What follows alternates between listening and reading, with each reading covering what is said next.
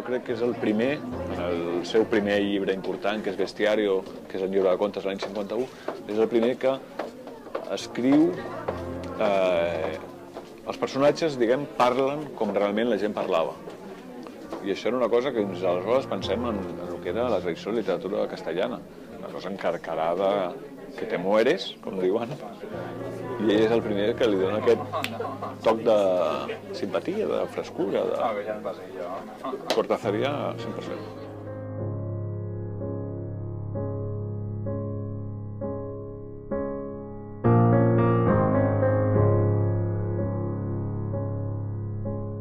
La llibre es publica per primera vegada en 1963 a Buenos Aires, a l'Argentina, litoral sud-americana, i l'expectativa no és que sigui el que després ha acabat sent la novel·la, que és una cosa que entra realment, com diu ell, com una bomba atòmica a l'escenari de la literatura latinoamericana. Ell tenia sospites de que seria una novel·la molt trencadora, evidentment ho és ja només pel muntatge, per la presentació, però ell no estava molt segur de què passaria. Ell pensava, de fet, que era una novel·la per gent de la seva edat, que ja aleshores té quasi 50 anys, i la sorpresa per ell, segons diu, que jo no m'ho crec del tot, va ser una novel·la que va impactar molt en la gent jove.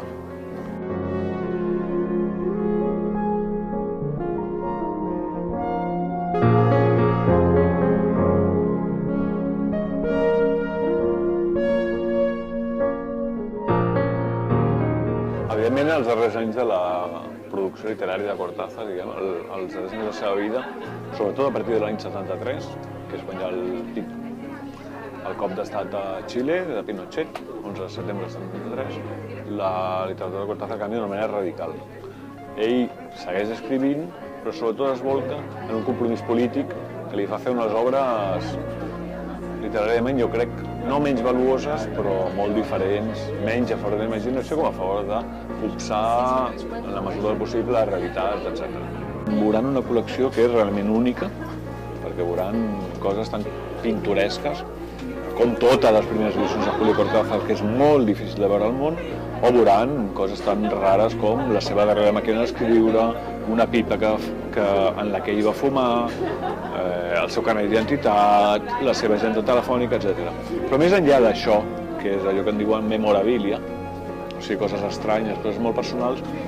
veuran un apropament diferent a l'escriptor, un apropament que a mi m'agrada considerar més proper, més d'estar per casa, més de, com diuen en argentí, entre casa.